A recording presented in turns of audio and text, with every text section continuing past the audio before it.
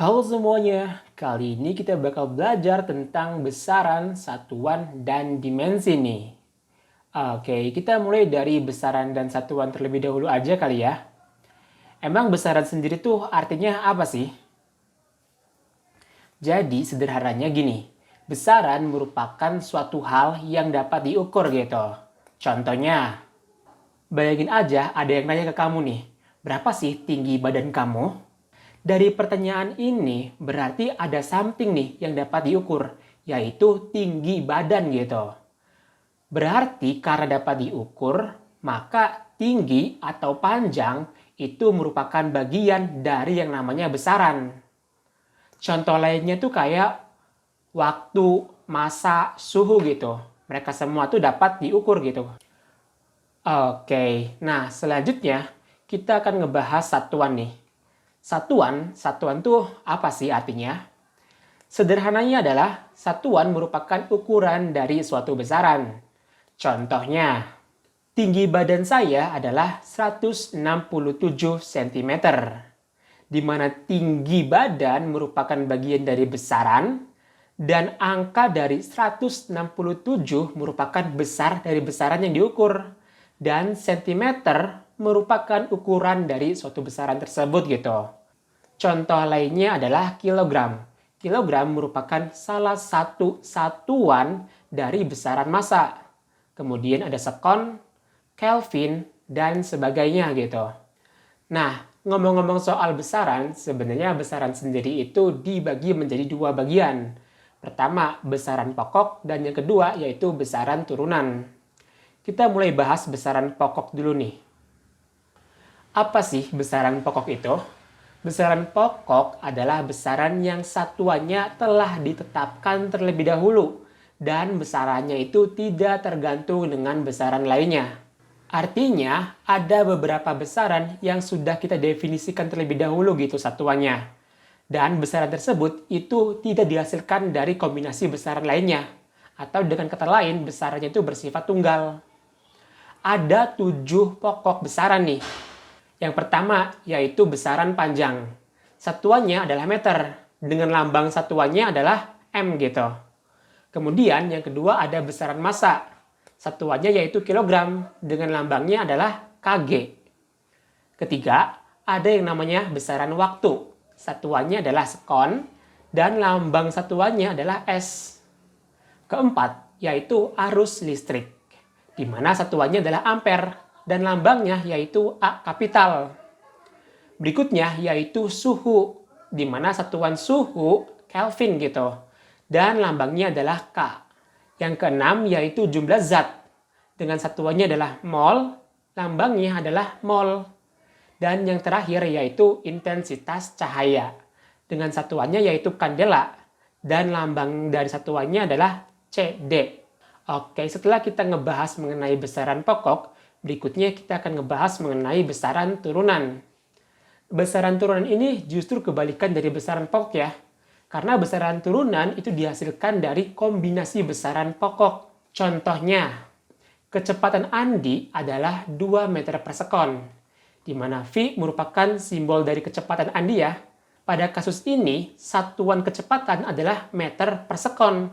Meter merupakan besaran panjang ya, dan sekon merupakan waktu. Artinya, satuan ini merupakan kombinasi dari besaran pokok. Alhasil, kita bisa bilang nih bahwa kecepatan merupakan bagian dari kelompok besaran turunan. Karena satuannya itu dihasilkan dari kombinasi besaran pokok. Contoh lainnya dari besaran turunan adalah gaya gitu, volume, luas, dan masih banyak yang lainnya. Oke, setelah paham mengenai konsep besaran pokok dan besaran turunan, yuk lanjut ke materi berikutnya. Dari tadi kita ngomongin tentang satuan gitu. Kalian sadar nggak sih kalau satuan massa itu sebenarnya ada berbagai macam gitu.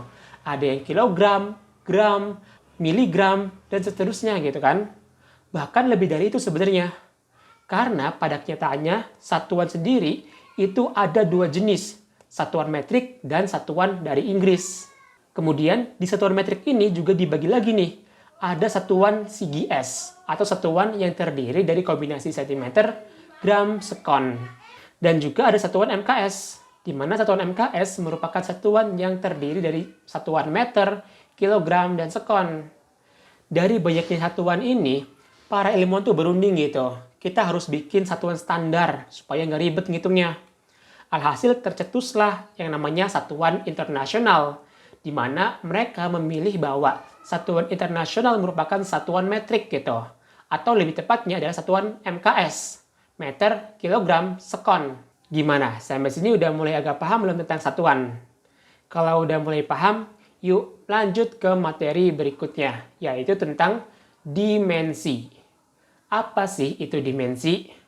Jadi, sederhananya, dimensi merupakan simbol-simbol dari besaran pokok. Loh, bukannya tadi udah ada lambangnya gitu? Betul banget nih, lambang di sini merupakan representasi atau gambaran dari lambang satuan ini gitu. Yaitu kalau meter satuannya adalah M gitu kan. Kilogram satuannya adalah kg. Sedangkan simbol dari besaran itu disebut sebagai dimensi. Dimensi panjang apa nih simbolnya? Yaitu L kapital. Dimensi massa simbolnya yaitu M kapital. Waktu dimensinya adalah T kapital. Arus listrik dimensinya adalah I kapital.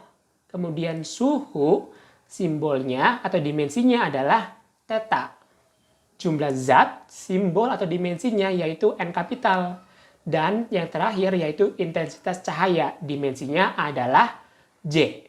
Terus muncul nih pertanyaan, kenapa sih kita harus belajar tentang dimensi gitu ya? Jadi salah satu manfaat dari dimensi adalah untuk memverifikasi rumus-rumus fisika gitu. Kira-kira rumusnya ini benar atau salah? Contohnya gini, benar nggak rumus kecepatan itu sama dengan perpindahan dibagi waktu? Nah, buat tahu benar atau enggaknya ini rumus, kita perlu verifikasi dengan menggunakan analisis dimensi. Kecepatan, satuannya apa? Yaitu meter per sekon. Nah, meter kan besaran panjangnya, dimensinya adalah L gitu kan. Kemudian sekon merupakan besaran waktu, dimensinya adalah T. Karena ini per sekon, maka kalau naik jadinya apa nih? T pangkat minus 1 ya. Oke, kemudian perpindahan. Satuannya apa? Yaitu meter. Meter merupakan satuan dari besaran panjang. Besaran panjang dimensinya apa? Yaitu L. Oke, kemudian waktu. Waktu satuannya apa? Yaitu sekon. Waktu itu dimensinya apa? Yaitu T kapital.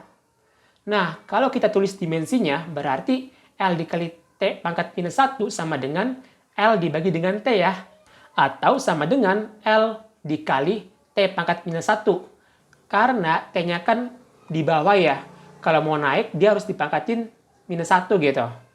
Oke, dari sini kita tahu nih bahwa dimensi di ruas kiri sama dengan dimensi di ruas kanan. Terus apa nih kalau seandainya dimensi di ruas kiri dan dimensi di ruas kanan itu sama? Artinya bahwa rumus kecepatan tersebut adalah benar. Oke, untuk lebih jelasnya mengenai analisis dimensi untuk memverifikasi rumus-rumus fisika, nanti kita akan bahas di pembahasan soal ya. Oke deh, mungkin cukup sekian dulu pembahasan kali ini. Sampai jumpa di pembahasan selanjutnya. Dadah!